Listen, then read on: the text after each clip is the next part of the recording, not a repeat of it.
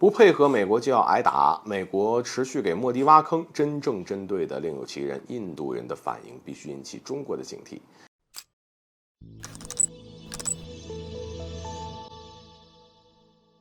大家好，欢迎来到赵特产观察室。美国是如何控制世界的？最典型的一点恐怕是制造恐慌、施压。在美国推行大国对抗的当下，谁不跟随美国一道行动，就有可能遭受到美国阵营的排挤、针对，甚至是制裁。有时候对重要的棋子国家，美国下手就更狠。比如说印度，印度至于美国有多重要，就不必我们多说啊。日前呢，美国92岁金融大亨索罗斯就将矛头对准了印度总理莫迪，并公开指责莫迪与阿达尼集团有染。当然，在拖莫迪下水之前，美国的第一步是针对阿达尼集团。此前，美国发布了一份长达100页的调查报告，用来控诉印度的阿达尼集团。此后呢，该印度企业的市值直接缩水。从阿达尼集团这项数据来看，美国的这个指控无疑是非常成功的。当然，从索罗斯对莫迪的指控来看呢，美国的行动远远不止做空一家印度企业这么简单。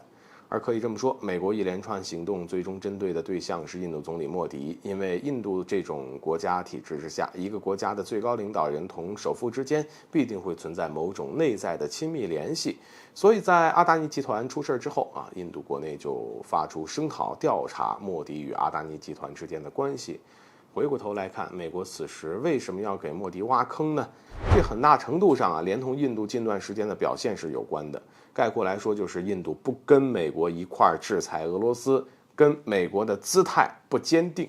所以拜登政府才有了现在的动作。如果莫迪依然没有向此轮施压屈服，那美国很可能会寻找另一个亲美派来代替莫迪。美国在印度身上花费如此多的心思，并不是因为印度本身有多么重要，而是因为印度在美国的印太战略当中占据了重要一环。这么来说，缺少了印度的支持，美国的印太战略基本就是形同虚设。而谈到印太战略，我们又可以明白，美国持续向莫迪施压，其实就是想迫使印度对华发难，给中国崛起制造阻碍啊！这不禁又让人想起了近期在印度国内发生的一幕。据悉，最近不少的印度媒体开始疯狂地宣扬英国广播公司其实是中国资助的反印度媒体，